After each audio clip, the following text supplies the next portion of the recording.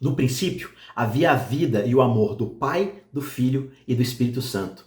Antes que houvesse um universo, não havia um nada, não havia caos e não havia um Deus solitário.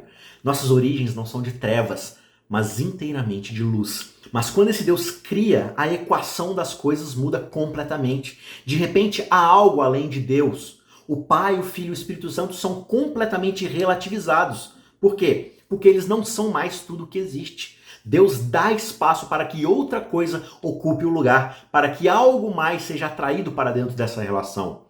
Só que esse processo não é um processo simples. E aqui está o que o segundo verso da Bíblia diz pra gente. A terra era sem forma e vazia, e havia trevas sobre a face do abismo, e o Espírito de Deus se movia sobre as águas.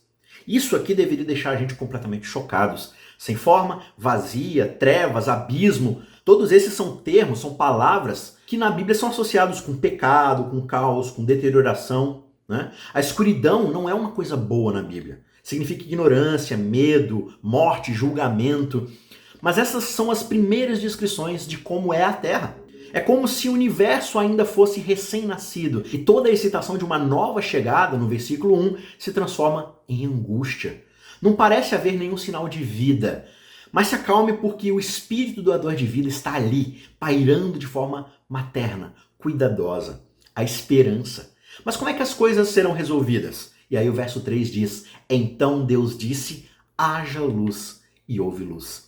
Aqui está o que a criação precisa, a revelação da palavra de Deus, como João vai dizer lá na frente. A palavra trouxe vida, trouxe existência. E quando a palavra de Deus é revelada, quando a voz de Deus soa, as trevas fogem imediatamente. Como eu disse, o apóstolo João entendeu isso que Gênesis estava tentando dizer. A palavra de Deus não é um algo, a palavra de Deus é um alguém. A palavra de Deus é o próprio Cristo, é Jesus que estava lá criando todas as coisas desde o princípio. É Jesus que precisa ser revelado para nós. É a sua luz que deve brilhar. E João comenta sobre o nosso versículo dizendo o seguinte, lá nos versos 4 e 5 do seu primeiro capítulo do seu evangelho. A vida estava nele e a vida era a luz dos homens. A luz resplandece nas trevas e as trevas não prevaleceram contra a luz. Quando a luz brilha, as trevas não resistem. Uma nova vida nasce. A gente tem a tendência de pensar na luz e na escuridão como poderes iguais e opostos e antagônicos. Só que é claro que eles não são. Uma batalha entre a luz e as trevas termina num instante. Onde quer que a luz esteja presente, as trevas cedem. Não é uma batalha justa. A luz ilumina. Só que a escuridão ela não consegue escurecer as coisas, ela não é ativa. Ela só pode ter uma existência sombria por causa da ausência da luz. Não é uma coisa positiva, é a falta de uma coisa positiva. E quando a luz brilha, as trevas são derrotadas imediatamente. Todo o primeiro dia da criação é entregue ao poder conquistador da luz. De fato, toda a definição de dia e noite é dada nestes primeiros versículos. No verso 5, Deus chamou a luz dia e chamou as trevas noite. Houve tarde e manhã e esse foi o primeiro dia. Você consegue perceber quando um dia começa de acordo com a Bíblia? Ele começa com a noite. Só que a noite dá lugar à manhã. A luz triunfa. Essa é a visão bíblica sobre as coisas.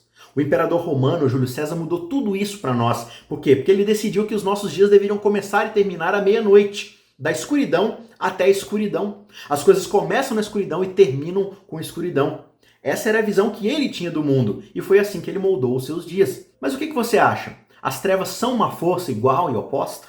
As trevas são a nossa origem? É o nosso destino voltar para as trevas? A Bíblia tem boas novas para nós. Há uma luz não criada que é eterna e o seu brilho dissipa toda e qualquer treva que possa existir. Jesus disse para nós lá em João no capítulo 8, verso 12, eu sou a luz do mundo.